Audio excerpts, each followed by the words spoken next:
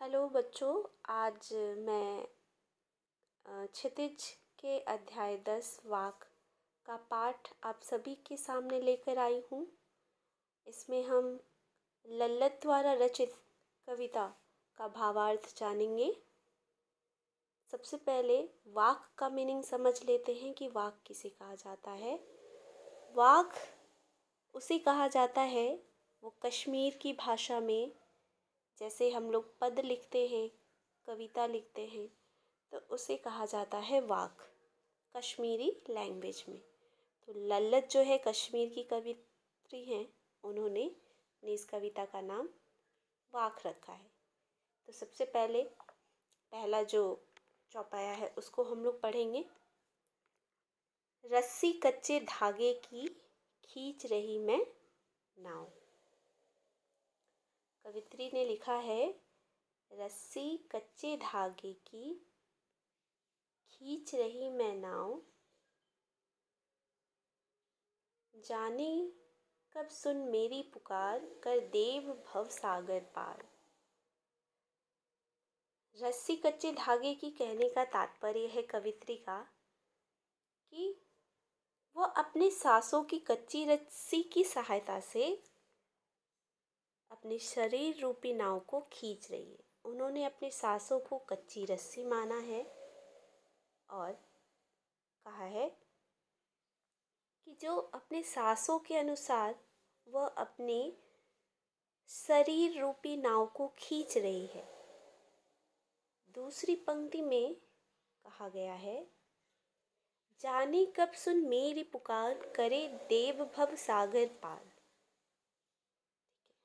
कहती हैं कि मेरी पुकार सुनकर ईश्वर कब मुझे इस भव सागर से पार करेंगे। भव सागर का अर्थ होता है संसार रूपी सागर।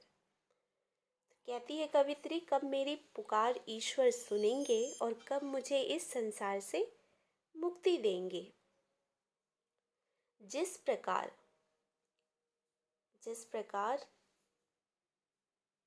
पानी टपके कच्चे सकोरे, व्यर्थ प्रयास हो रहे मेरे। तीसरे पंक्ति में कवित्री कहती है, जिस प्रकार कच्ची मिट्टी से बना पात्र, मतलब जो घड़ा होता है मिट्टी का, कच्चा मिट्टी का जिसे पकाया नहीं जाता, उस मिट्टी में यदि पानी रखा जाए तो जिस प्रकार वो टपकता रहता है, कम होता रहता है, उसी तरह कह रही हैं कवित्री, पानी टपके कच्चे सकोरे, व्यर्थ प्रयास हो रहे मेरे। अर्थात जिस प्रकार कच्ची मिट्टी से बने पात्र से पानी टपक टपक कर कम होता रहता है, उसी तरह समय बीतता जा रहा है और प्रभु को पाने के मेरे प्रयास व्यर्थ हो रहे हैं। कवित्री कहती है, प्रभु को पाने के मेरे प्रयास व्यर्थ हो रहे हैं। जी में उठती रह हुक, घर जाने की चाह है घेरे। कहती कवित्री के मन में बार बार एक ही पीड़ा उठती है। हुक पीड़ा को कहते हैं। वो पीड़ा उठ रही है कि कब वो यह नश्वर संसार को छोड़कर प्रभु के पास पहुंच जाए और सांसारिक कष्टों से मुक्ति पा सके। तो कवित्री की एक ही चाह है कि वो इस नश्वर जिंदगी को छोड़कर, इस नश्वर संसार को छोड़कर प्रभु के पास जाना चाहती है और सांसारिक कष्टों से मुक्ति पाना चाहती है। तो ये था पहले पैराग्राफ का अर्थ। दूसरे पैराग्राफ में कहा गया है, चलिए उसको देख लेते हैं हम लोग। खा खा कर कुछ पाएगा नहीं, ना खाकर बनेगा अहंकारी। ठीक है, पहली पंक्ति है, खा खा कर कुछ पाएगा नहीं, ना खाकर बनेगा अहंकारी।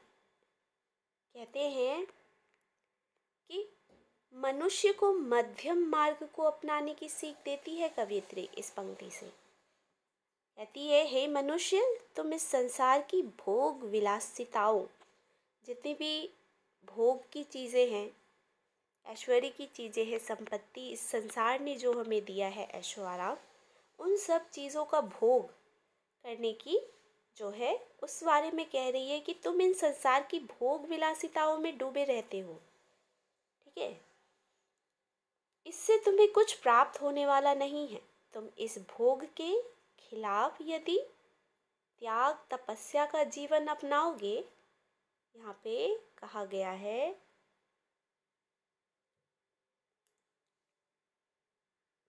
कि यदि तुम इस भोग के खिलाफ यदि त्याग तपस्या का जीवन अपनाओगे तो मन में अहंकार ही बढ़ेगा, ठीक है। ना खाकर बनेगा अहंकारी।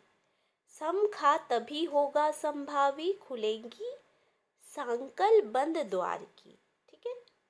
सांकल का अर्थ होता है जंजीर। तो कहा गया है कि सम खा तभी होगा संभावी,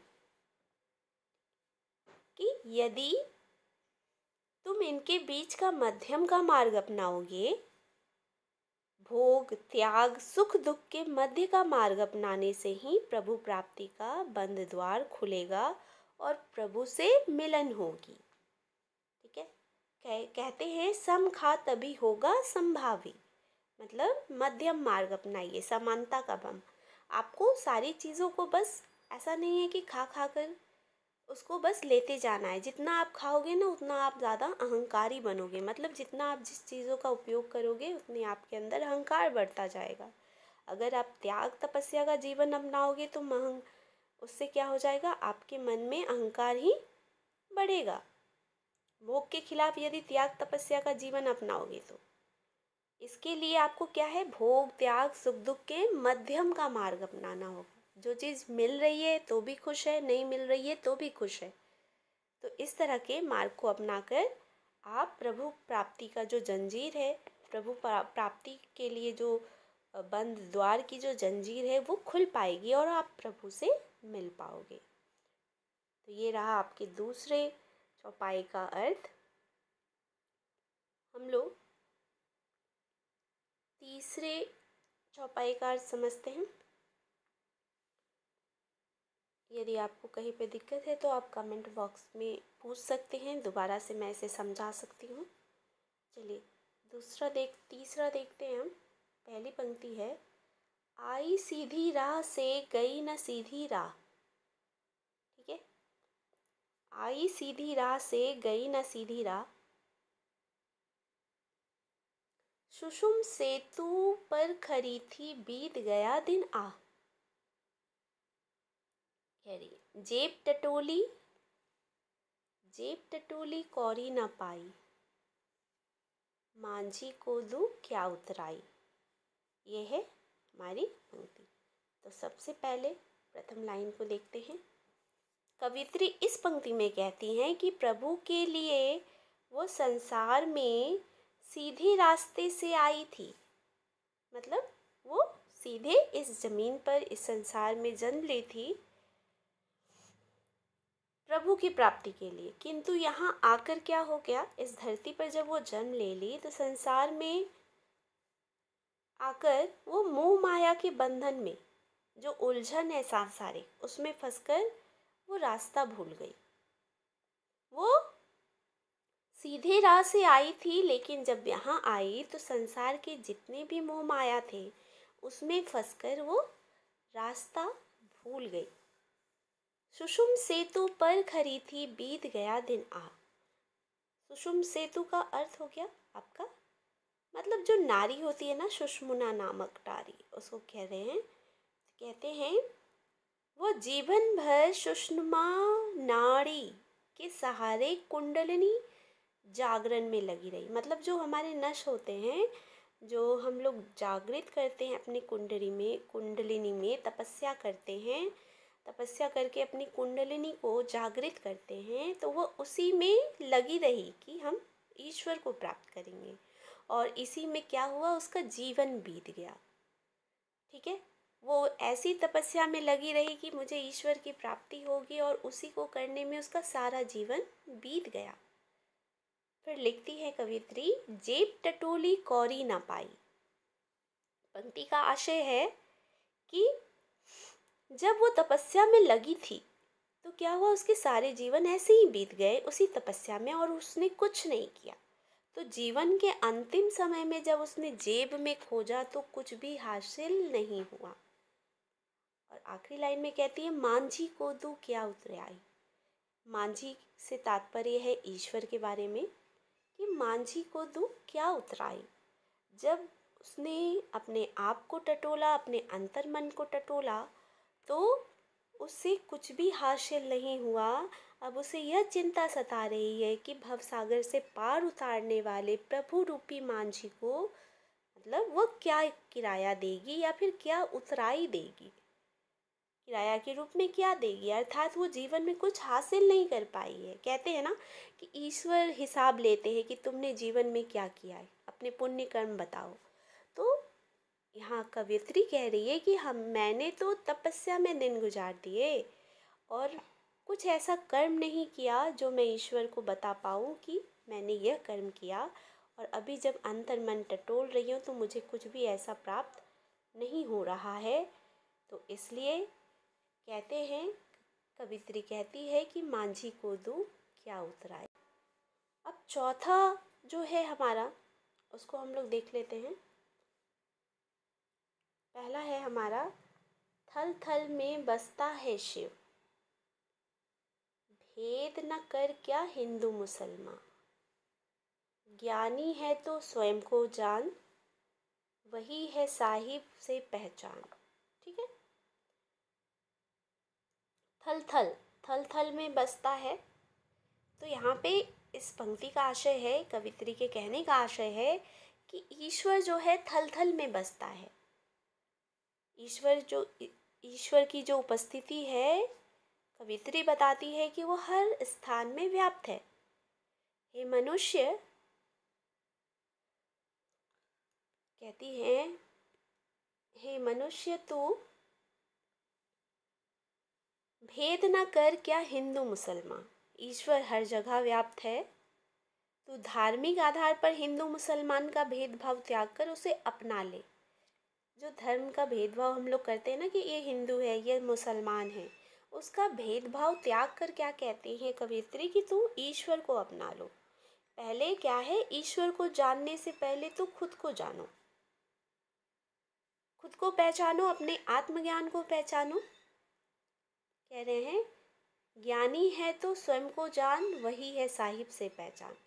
यहाँ पे सीधे अर्थ में कवित्री बता रही हैं कि थल थल में बसता है शिव, भेद ना कर क्या हिंदू मुसलमान। हमें भेदभाव नहीं करना हिंदू मुसलमान का। अगर तू इतना ही ज्ञानी है तो स्वयं को पहचान, स्वयं के अंतरात्मा को पहचान, स्वयं के अंदर को टटोल। और यदि तू अपने आत्मज्ञान को समझ जाएगा, अपने आप को पहचान जाएगा, अर्थात ईश्वर ही तो आत्मा रूप में है। और जब तू आत्मा को पहचान जाएगा तो तू ईश्वर को पहचान जाएगा। साहिब मतलब ईश्वर।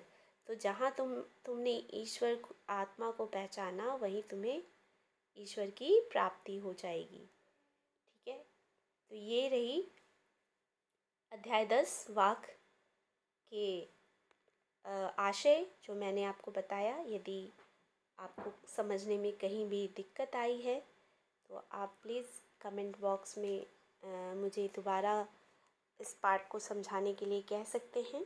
मैं आपके लिए फिर दोबारा से ये बना दूँगी। आज के लिए बस इतना ही। धन्यवाद।